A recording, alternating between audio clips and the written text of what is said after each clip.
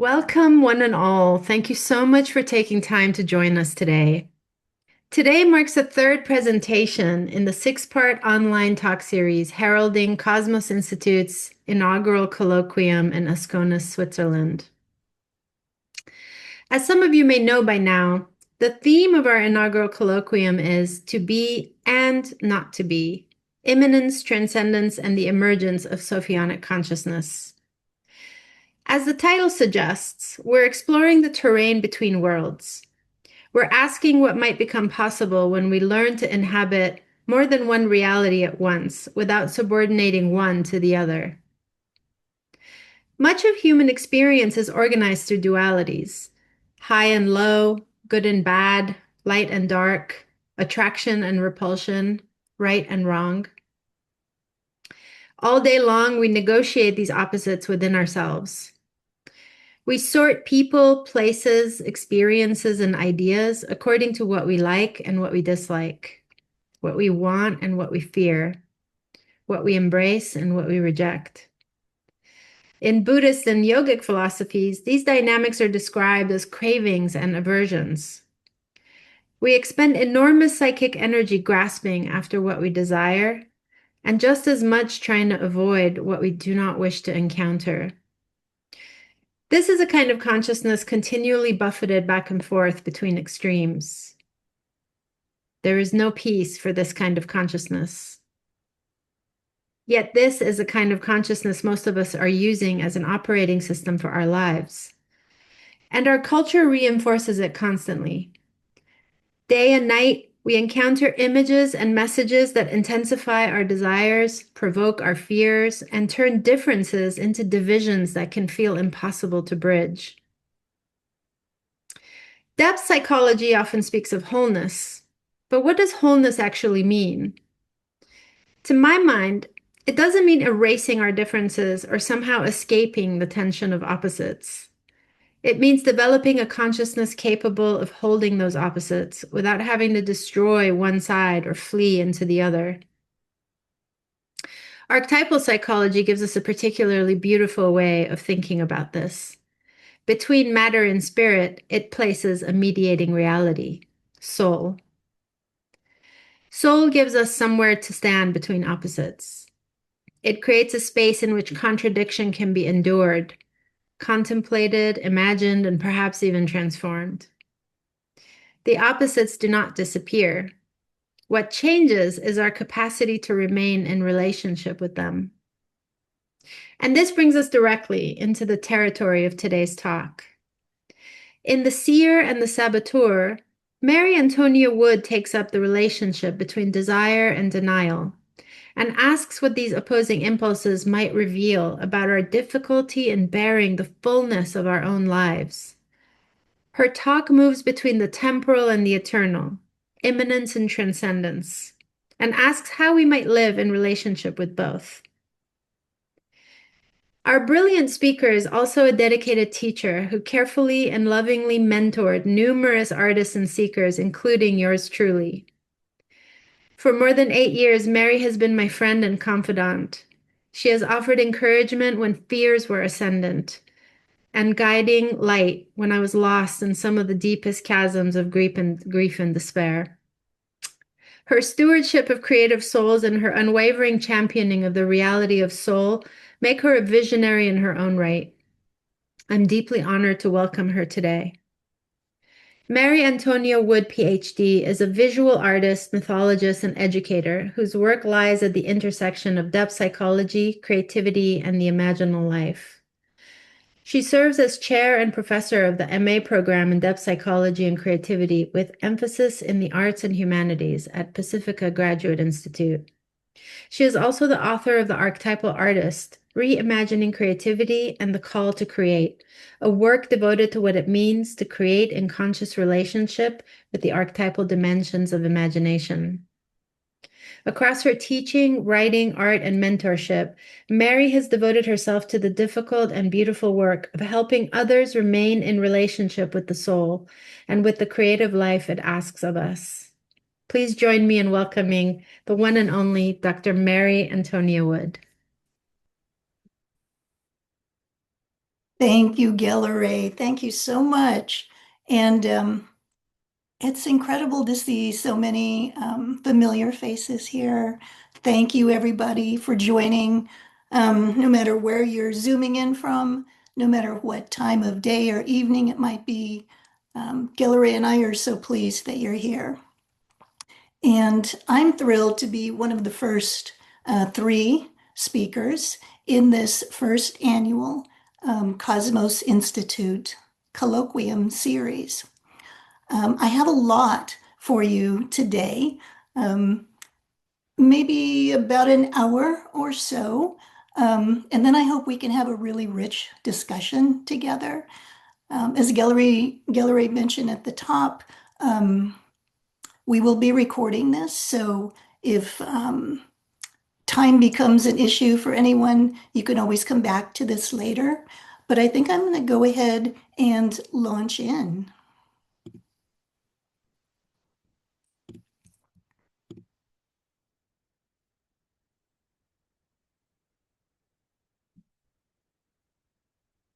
What I'm hoping to accomplish today is to craft an image of the relationship between immanence and transcendence as a kind of crossroads, a crossroads where these two realms meet and exchange at least two essential properties, energies, or drives that will underpin this presentation. These are desire and denial. Crossroads have a way of surprising us. They're a dynamic place of risk, revelation, contradiction, sacrifice, and above all, transformation. As this talk unfolds, I hope to advance the notion that every human being is a miraculous and imperfect crossroads where eminence and transcendence are concerned. To do this, I'll be featuring the insights of a wide range of thinkers from diverse fields, both historical and contemporary.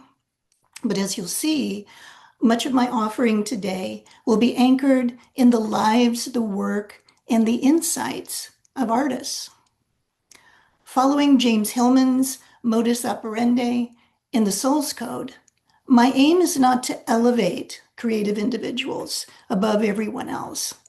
But like Hillman, I find that the lives of artists are particularly rich examples of the type of tensions that we all struggle with as embodied, imperfect, temporal human creatures who somehow share a portion of something eternal, some deep mystery. We may certainly contain multitudes, as Walt Whitman professed, but among the cast of characters are always a seer and a saboteur. And nowhere are the outlines of these two personifications more prominent than in the lives of artists. Since I just mentioned embodiment, it's worth noting that I'll be exploring some of the physiological dimensions of desire and denial. They're always entangled with their psychological dimensions. And quickly, just before moving past this introduction, I want to briefly acknowledge my own positionality as your speaker today.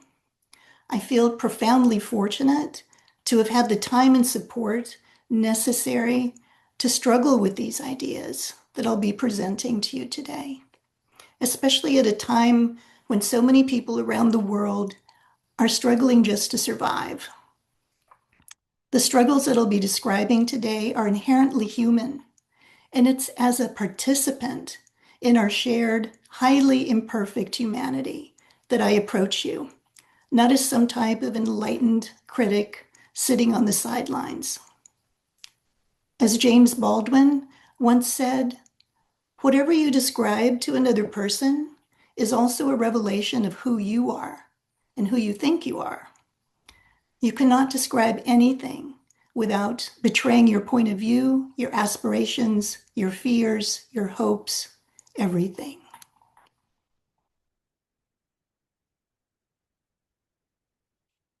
Without adding commentary or analysis, I want to open this portion of my presentation with Dorian Lowe's beautiful poem, Dust, as it instills so much of what I feel to be true about being human at the crossroads of immanence and transcendence. Someone spoke to me last night, told me the truth, just a few words, but I recognized it. I knew I should make myself get up, write it down, but it was too late, and I was exhausted from working all day in the garden, moving rocks. Now I remember only the flavor, not like food, sharp or sweet, more like a fine powder, like dust. And I wasn't elated or frightened, but simply rapt, aware. That's how it is sometimes. God comes to your window, all bright light and black wings, and you're just too tired to open it.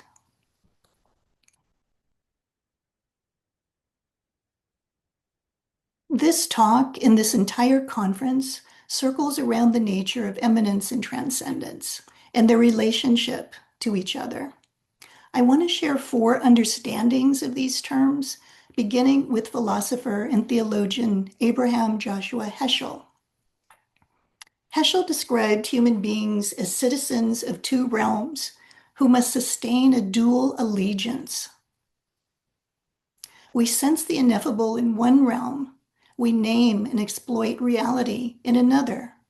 Between the two, we set up a system of references, but we can never fill the gap. The realm of reason and everyday reality is distinct from the realm of the ineffable, that which we can never properly describe. In Heschel's conception, we as humans are betwixt and between, always navigating between 2 shores. Even with these distinctions, Heschel insisted that the world, our shared reality, is full of spiritual radiance, which alludes to transcendent meaning to the ineffable. This radiance reveals itself in moments of awe and reverence. A second perspective comes from the physicist David Bohm and his model of an implicate or enfolded order of existence.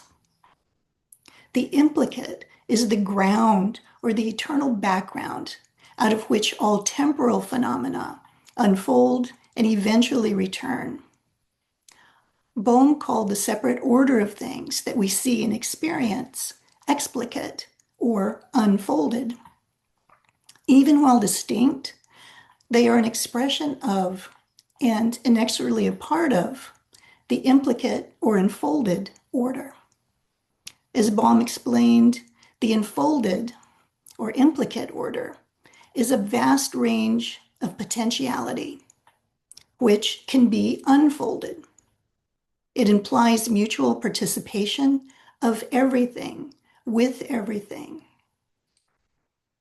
The implicate order doesn't rule out God, nor does it say that there is a God.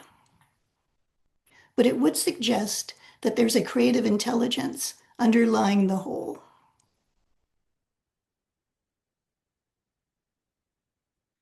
Related to Bohm's theory is what the Vietnamese Buddhist monk Thich Nhat Hanh called interbeing.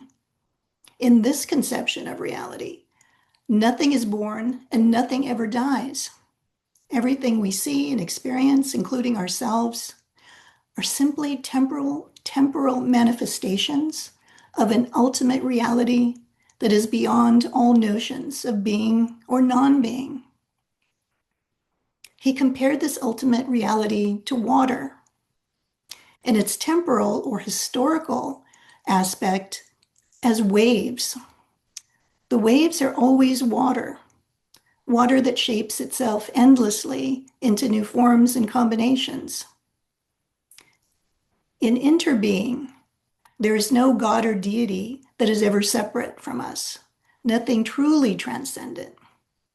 We, like the waves, are all composites made of the same water substance, the ultimate substance that can never be properly described in words.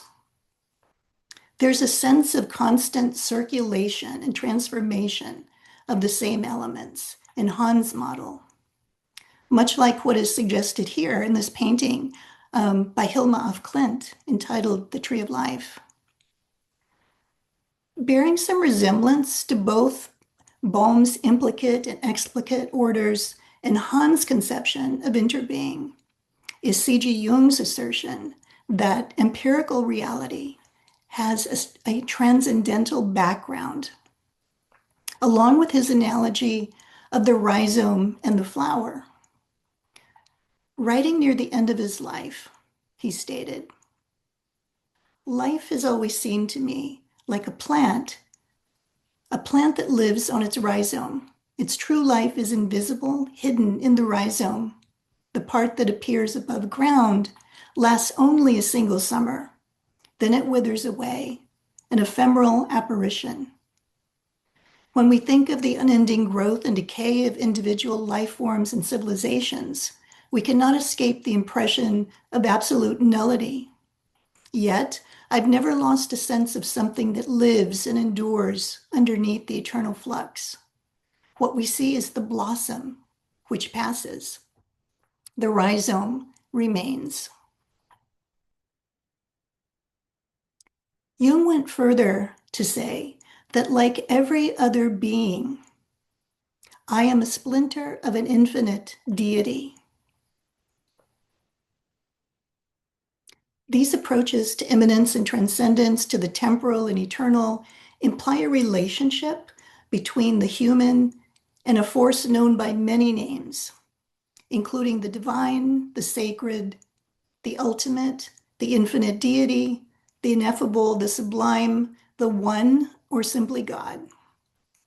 Human encounters with this force figure prominently in myth, and not all of those encounters go well.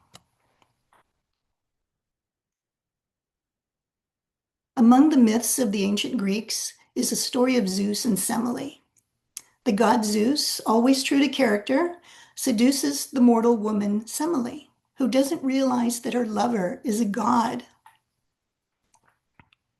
Zeus's spouse, the goddess Hera, finds out about the ongoing affair and appears to Semele as a mortal woman. She tells Semele that her lover is not who he says that he is. Hera insists that the only way to find out who he really is to ask him to reveal his true nature. Semele does just that, even as Zeus tries desperately to persuade her to ask for anything other than what she's just asked for. She insists. And since he cannot deny her, he reveals himself in his true, fiery, supernatural glory, and she is immediately consumed by flames and lightning. She happens to be pregnant with the god Dionysus, so Zeus rescues the fetus and sews him up into his own thigh before Semele perishes. Within the ancient Indian epic, the Mahabharata, is another tale of a human encounter with a god, with the transcendent. The section of the epic, known as the Bhagavad Gita, positions the human warrior, Arjuna, on a battlefield with his trusted charioteer, who is a human-like manifestation of the god Krishna.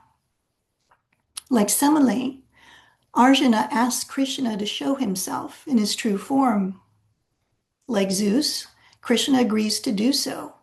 But unlike Zeus, Krishna equips Arjuna with special eyesight so that he may safely gaze upon a magnificent and terrifying apparition, a truly transcendent form that would ordinarily be fatal to human eyes.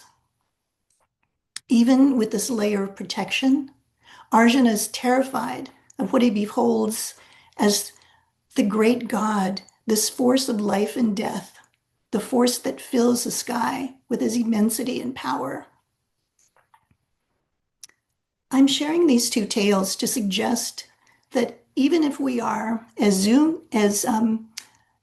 posited, splinters or aspects of an infinite deity, we're not equal to this universal force, which Rudolf Otto described as a mysterium tremendum et fascinans, a fascinating and terrifying mystery. Encounters with this force aren't something that we normally seek out, even though some part of us may yearn to know or even return to this force. However, there have always been those among us who do seek out these encounters, who have spoken of being compelled to do so. These are the mystics, shamans, spiritual devotees, and artists. In The Sacred and the Profane, Mircea Eliade wrote that religious man feels the need to plunge periodically into sacred and indestructible time. For him, it is the sacred time that makes possible the other time, ordinary time, the profane duration in which every human life takes its course. Somewhat like Bohm's model of the implicate order, sacred time is the background that's always present behind profane time. The sacred, as described by Eliade, is preeminently the real, at once power, efficacity, the source of life, and fecundity. Closer to our own time, Buddhist teacher Jack Kornfield's book, After the Ecstasy, the Laundry, perfectly captured the realities of moving between sacred and profane time by those who risk it. We may be citizens of two realms, as Heschel argued, but as human beings, we can't stay in the realm of the ineffable. We simply can't bear it for too long. After the ecstasy, and perhaps the agony of an encounter with this force, we must return to our daily affairs. There's always more laundry to do.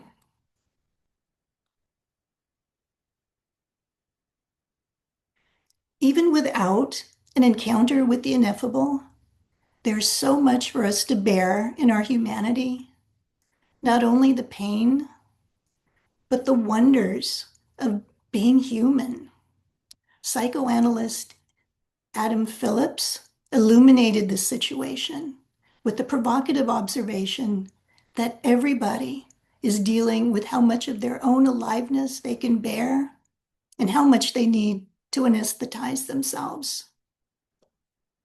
Far from a condemnation, Phillips' statement, when read in context, reveals his compassion for how we cope with the intensity and exhaustion of living a human life. This oftentimes includes a reliance on substances or practices that can become addicting. Jung, on the other hand, could oftentimes be quite judgmental when he spoke of the masses and the need to elevate oneself beyond the daily concerns of the quote unquote herd of humanity. That said, his warnings about the dangers of cult-like behaviors of groups and how easily masses of people can be swayed by a single charismatic figure were frighteningly accurate. What's more important for this talk, however, is Jung's observation about our human tendencies to betray or sabotage ourselves. As he noted, the world is full of people suffering from the effects of their own unlived lives. They become bitter, critical, or rigid, not because the world is cruel to them, but because they have betrayed their own inner possibilities. As a human community, we're collectively facing a number of crises, including climate change, the rise of authoritarianism, racism, xenophobia, and the unchecked powers of artificial intelligence, just to name a few. We're also facing the relentless push of industries and governments to mold us from childhood into compliant sleepwalkers, to induce the kind of psychic numbness that archetypal psychologist James Hillman so often warned against. These powerful external forces and phenomena exhaust us as they sabotage our human potential. At the same time, we're all contending with plenty of internal forces that do the same. In moments of reflection, we can glimpse how we're constantly negotiating with the inner personalities that I'm calling the Seer and the Saboteur. I mentioned at the onset that the lives of artists oftentimes reveal the outlines of these inner figures quite clearly. Two American creators that articulated the tension between these inner figures were James Baldwin and Mary Oliver. Baldwin was honest about how painful writing could be and how he avoided it until that became even more painful. As he shared in a talk from 1963 entitled The Artist's Struggle for Integrity, if I spend weeks and months avoiding my typewriter, and I do, sharpening pencils, trying to avoid where I have got to go, then one has got to use this to learn humility. But I do have a typewriter, which is my torment, but is also my work. If I survive it, after the tears have stopped and the blood has dried, I can always go back there. But if I find that hard to do, and I have a weapon that most people don't have, then one must understand how hard it is for almost anyone else to do it at all. Baldwin was talking about more than writing or other types of creative work.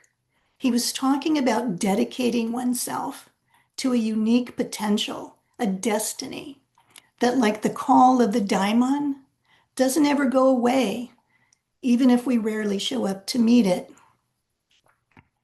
In examining her own dedication to her destiny, Mary Oliver wrote of realizing that she was made up of at least three personalities. First, there was a child that she once was, and whose presence, which was not always pleasant, she knew would be with her forever. Then there was the social self, who is the one in charge of the daily round, the one who answers the door, the one who makes the grocery list and remembers her uncle's birthday.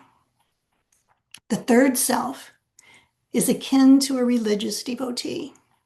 And according to Oliver, that self has a hunger for eternity. That self remembers her destiny and is ready to serve the creative spirit whenever and wherever it may arrive. This is the self that is the favorite prey of what she called the intimate interrupter, the inner saboteur who deals the blow that knocks the arrow from its mark,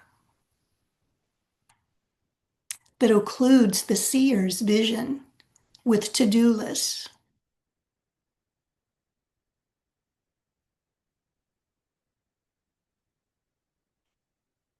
The divided self, with a hunger for eternity on one hand and a hunger for dinner on the other, can be illuminated in intriguing ways through Plotinus's third century notion of the partially descended soul.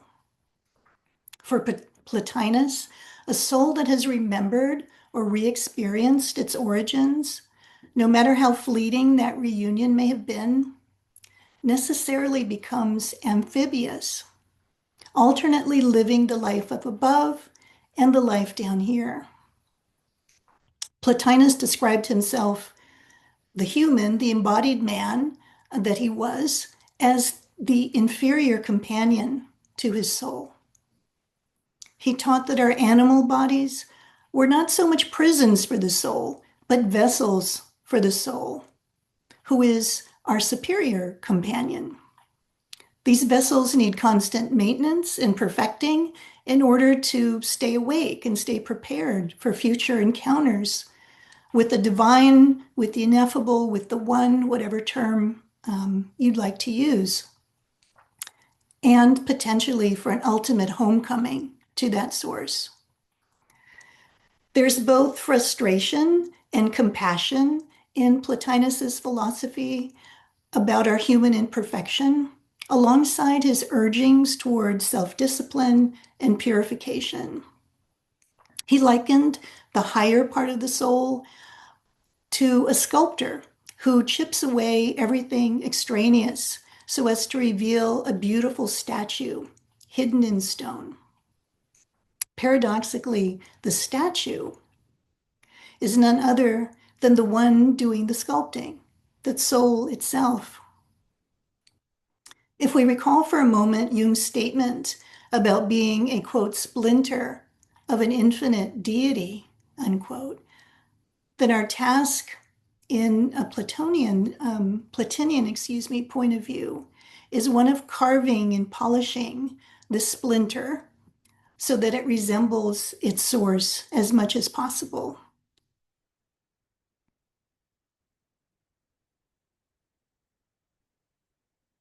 Staying with the sense of duality, we move to James Hillman, who in various places in his writing suggested that we are lived by powers that we pretend to understand. One way that he described a relationship to these powers is as an unequal union of human being with a much larger, more mythic, and more mysterious being. Language falters when trying to describe this being, but we can make an attempt with words like soul, daimon, angel, or image. In an essay entitled Pothos, The Nostalgia of the Puer Aeternus, Hillman wrote about initiatory practices in ancient Greece that had something to do with a transformation of consciousness in relation to one's individuality, one's individual daimon spirit or angel, and one's destiny in relation to it. Individuality, he suggested, is not essentially a unity, but a doubleness, a duplicity, and our being is metaphorical, always on two levels at once. Like Plotinus's partially descended soul, our dual natures, in Hillman's conception, are not necessarily aligned and in agreement. The unrequited longings associated with pothos are a frequent reminder of this. Longing is an opportune gateway into an exploration of desire and its own twin, denial.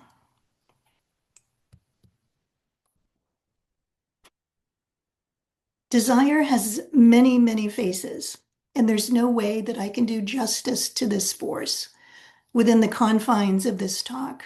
But let me at least start by proposing that everything begins with desire. Some kind of desire propels and courses through everything.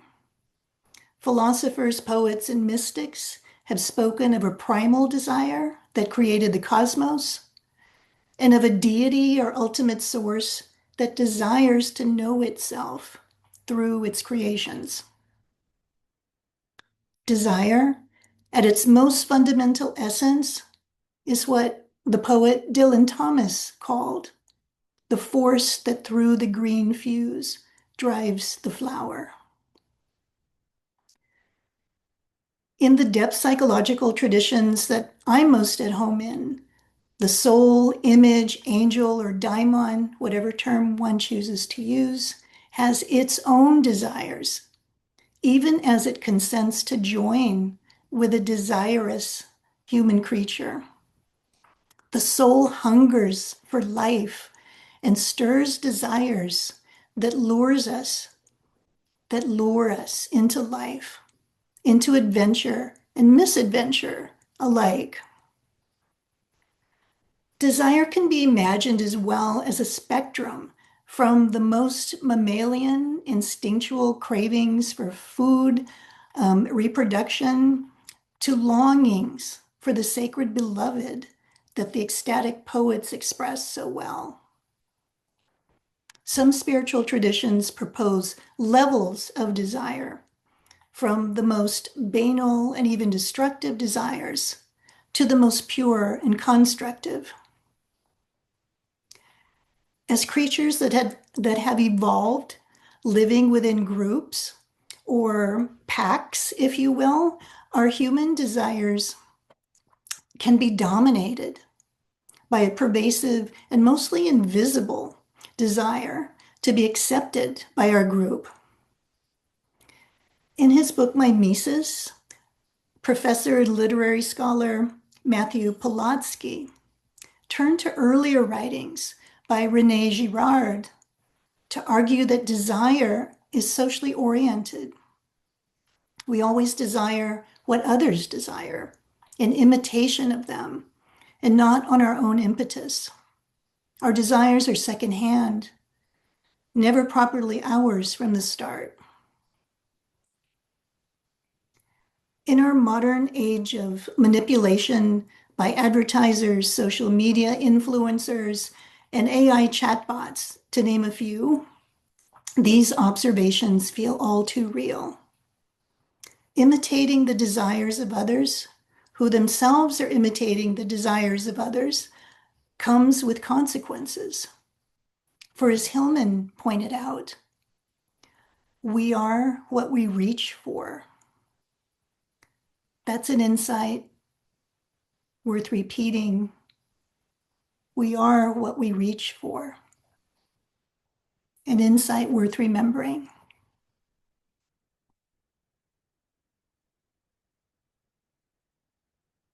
Among the many faces of desire is a desire for union with another, a desire to lose oneself in the embrace of a human lover or the embrace of the divine beloved. Poets, mystics, and shamans have been singing of and singing to desire from the time humans began making marks in caves and telling stories around fires. Desire, as a great American songwriter has told us, is the fire that we breathe. The poets, mystics, and shamans have always known that desire is holy. It touches and moves the soul. But the soul, in its yearning to become embodied and experience life, is already made of desire. I've come to believe that desire is the primary essence of the soul.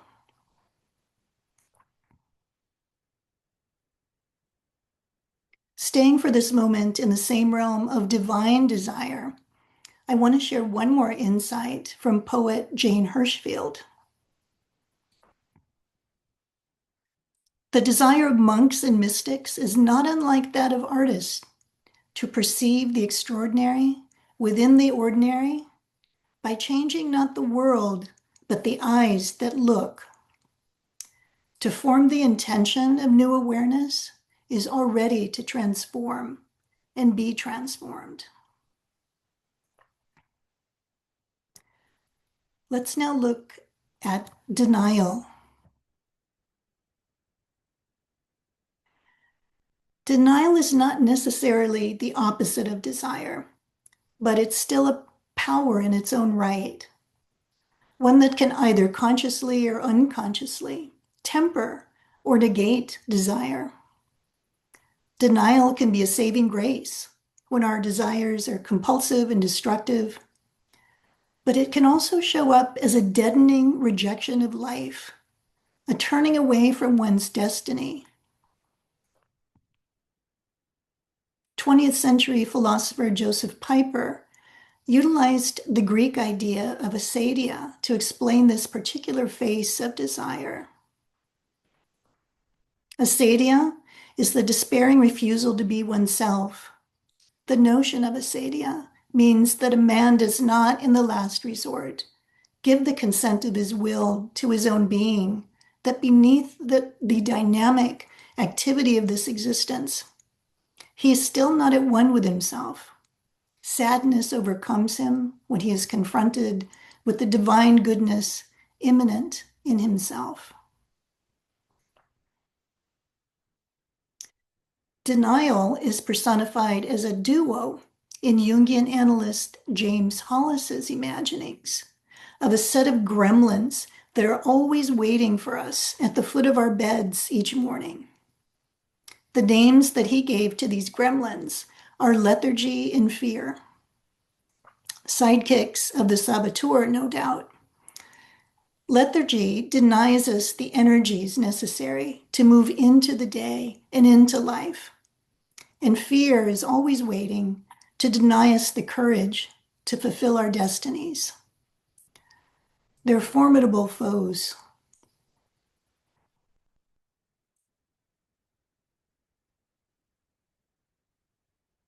Even with its many negative aspects, denial can also be a sacrament.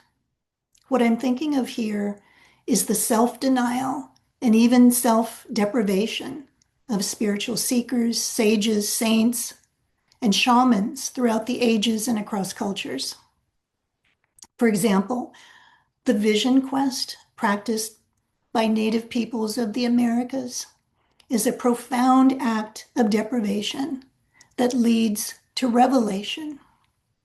A vision quest, or hambleseya in the Lakota language, involves spending a few or several days and nights alone in nature, without food and sometimes without water as well. This challenging time is spent in contemplation and prayer with the hope that a vision or visitation will be granted. What is learned is not only for the benefit of the participant, but for that individual's community as well. It's important to note that preparation with an elder or a guide is the critical first step in a solo vision quest. One is supported by skilled mentors before and afterwards. To borrow from Joseph Campbell, those embarking on a vision quest desire to become, quote, transparent to the transcendent, which is to say, they seek to become permeable to and in service of the transcendent, the great mystery beyond words.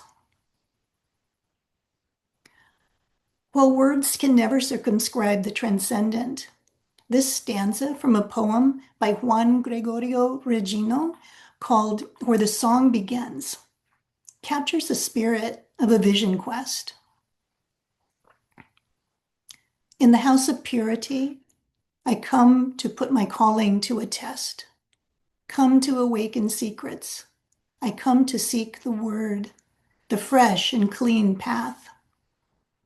I am a bird that prophesies the sacred, morning star that opens the horizon, cicada that whispers to the moon, mist that cures the mountain.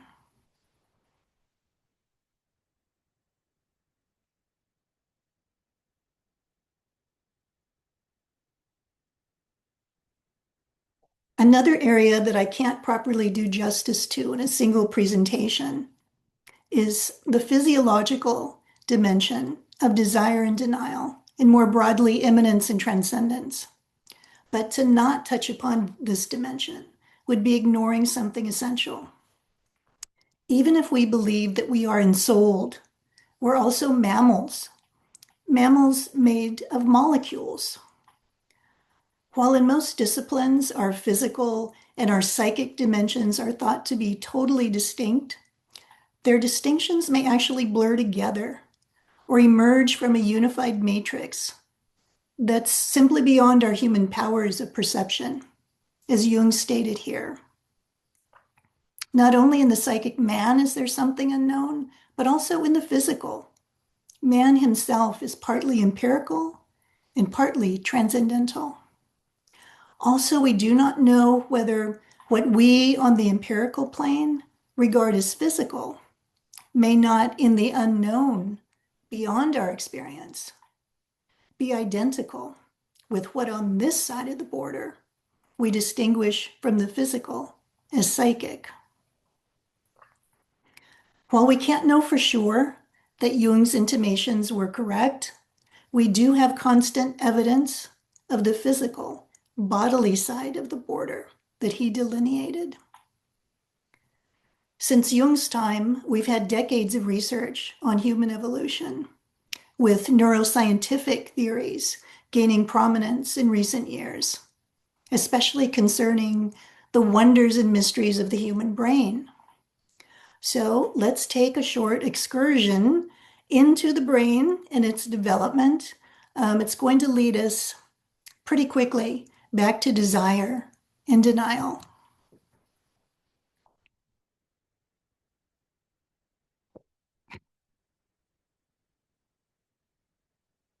According to contemporary neuroscientific researchers Daniel Lieberman and Michael Long, the human brain evolved to maximize resources to ensure survival of both the individual and the species. Those resources included all the usual suspects: food, mates, shelter. They've argued that the human brain utilizes different neurochemicals in what they call the peripersonal space, the close-up space, immediately around us, where we have things at hand, and by contrast, an extrapersonal space where valuable or seemingly valuable things lie just beyond our grasp. Our early ancestors were driven to possess those things that lie just beyond their grasp, because those things could literally make the difference between life and death. What drove this urgent desiring is the same chemical substance that still drives our desires, at least on the physical level, and that's dopamine. While far from being the only molecule running the show, dopamine plays an outsized role in human affairs. In their fairly recent book, The Molecule of More, Lieberman and Long sketched out a variety of scenarios for the future of the human race based on their understanding of dopamine's focus on acquiring more of just about anything that looks like it might yield advantages for survival, even if that comes at the expense of others or ultimately at the expense of the human race itself, as our relentless quest for more and more and more drives dangerous technologies that could wipe us out. The authors call for greater awareness of dopamine's power, and they insist, mercifully, that while dopamine can direct human behavior, it too can be directed or redirected. If dopamine is the biological fuel of human desire, then it can be channeled into the motivation, energy, optimism, and tenacity necessary to fulfill our most constructive and generative desires. Dopamine plays a role, but not the only role, in Mark Lewis's beautiful book, The Biology of Desire: Why Addiction is Not a Disease. A neuroscientist, psychologist, and former drug addict, Lewis takes on dopamine's powers and parallels Lieberman and Long for the most part, including locating dopamine's headquarters in the ancient part of the human midbrain, a part that we share with animals and even fish. He argues that the emotion of desire emerges, at least physically, from that deep part of the brain. Desire, according to Lewis, operates in a kind of feedback loop. The way that he describes the psyche-soma entanglement of desire comes pretty close to what we just considered from Jung about the blurring of humankind's empirical and transcendental natures.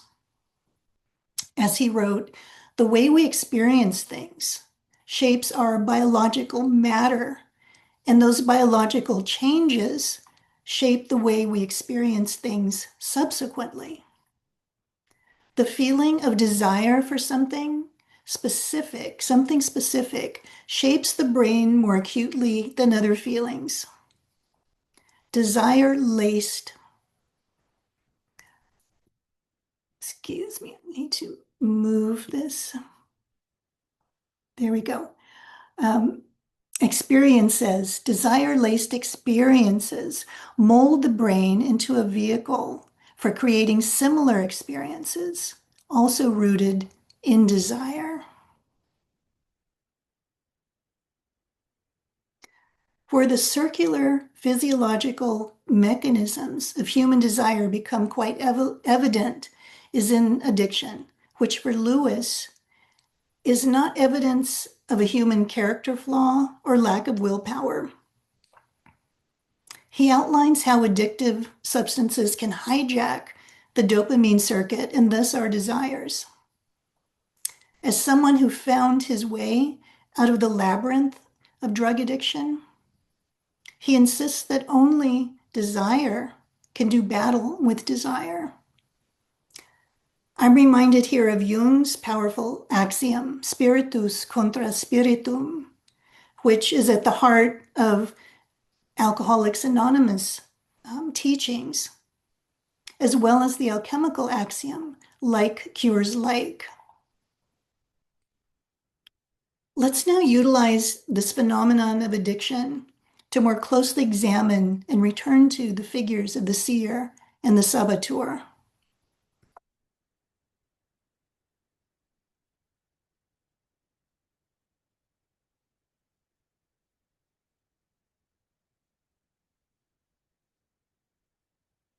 Stories of artists and their struggles with addictions are nothing new, but their own first-person accounts can shed light on the interplay of desire and denial, and on their own negotiations with their inner seer and saboteur. Artists do seek out and risk encounters with the transcendent. They must do it. And this is not an easy thing for a human being to bear. Filmmaker and painter David Lynch is one of two artists that I'd like to feature today. Lynch had smoked since the age of 8 and only quit in the last 2 years of his life when he wasn't able to function without oxygen, even walking across the room without oxygen. As he shared in an interview, smoking had been a big, important part of my life. It was part of being a painter and a filmmaker to me. I had tried to quit many, many times over the years, but when it got tough, I'd have that first cigarette and it was a one-way trip to heaven. Then you're back smoking again. Smoking was an integral part of all the amazing art that he created. Cigarettes gave him pleasure and relief from stress and anxiety. But as addicting substances do, cigarettes ended up giving him mostly relief from the intense cravings for more cigarettes, more nicotine, more. It's interesting and germane to our topic of immanence, transcendence, and of a participatory cosmos to know that Lynch was a devoted meditator who practiced transcendental meditation for decades, twice a day, at least. He was involved with a group called Global Union of Scientists for Peace, GUSP, the acronym, working on a project to teach meditation on a large scale and bring groups of skilled meditators together in places like Ukraine with the intent to end conflict and transform reality through concerted group meditation in a particular place. In Lynch's life and work, we can see the outlines and accomplishments of the seer, even as the inner figure was entangled with the saboteur, the figure that was focused more on self-sabotage through a dependence upon nicotine. But you know what? Lynch lived to be 78 and had a damn good life while creating some incredible art. Like the rest of us, he was only human.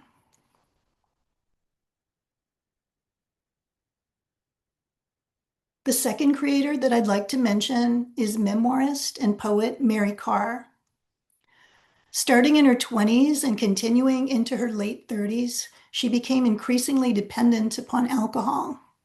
She wrote candidly about her descent and her recovery in her book, Lit, the third installation of a three-part memoir, starting with The Liars Club, the book that really put her on the map in the 90s.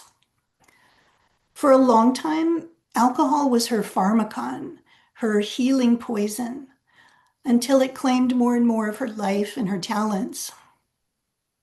Here she reflects on a dramatic division between the seer, the writer that was aching to create, and the saboteur, the part of her humanity that was aching for relief from the pain. The two have seldom war anymore because they're never in my head at the same time. They've worked out some system of shifts. The sober voice only gets in during periods I'm drowning in remorse. The drunk voice is otherwise resident as I hurtle toward a drink. In a fairly recent interview, she quoted William Blake, who said that, quote, "We are put on earth a little space that we might learn to bear the beams of love."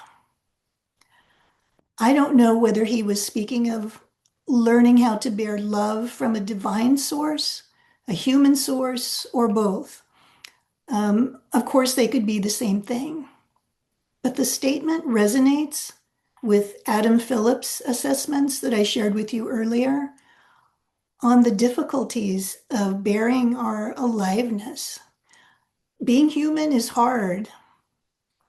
For Karr, William Blake's statement and her sobriety are both about finding freedom and a connection to something bigger than oneself, something transcendent.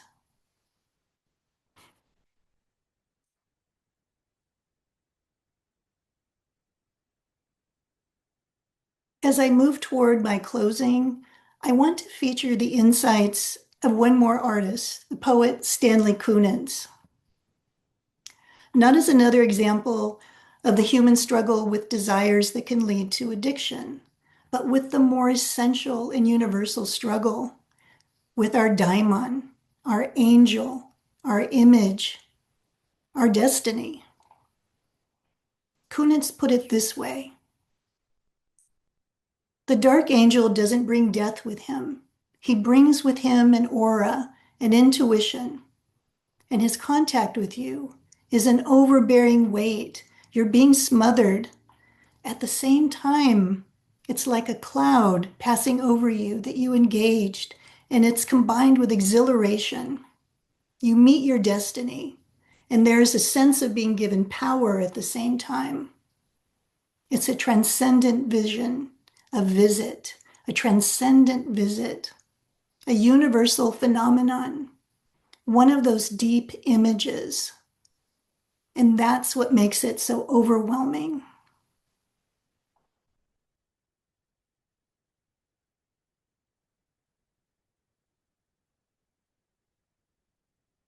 The dark angel is that radiant being at the window in Dorian Lowe's poem that I read at the beginning of this talk. The window that most of the time we're just too tired, too busy, or too afraid to open. So I want to take us back now to that image of the intersection that figured in the opening. As each of us stand at our own intersections of immanence and transcendence, we're not unlike this angelic figure from the Tarot's Major Arcana, card number 14, known as Temperance. This figure has a foot in two worlds, the seen and the unseen. I see her mixing desire and denial into a pharmacon that will allow her to experience the miracle of human existence to the best of her ability as an imperfect, temporal, but nonetheless sacred being straddling two worlds. In order for her not to succumb to either lethargy or fear, this mixture must be prepared anew every day. And since she's only human, she doesn't always get the measurements right. But sometimes she does. Sometimes she stays awake. Sometimes she opens the window.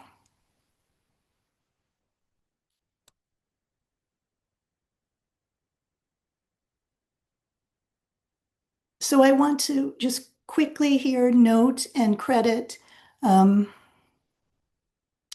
individuals whose images I have used in this presentation, unless otherwise credited, and also the many wonderful scholars, thinkers, and artists whose thoughts and words I brought to you today. Thank you, everyone.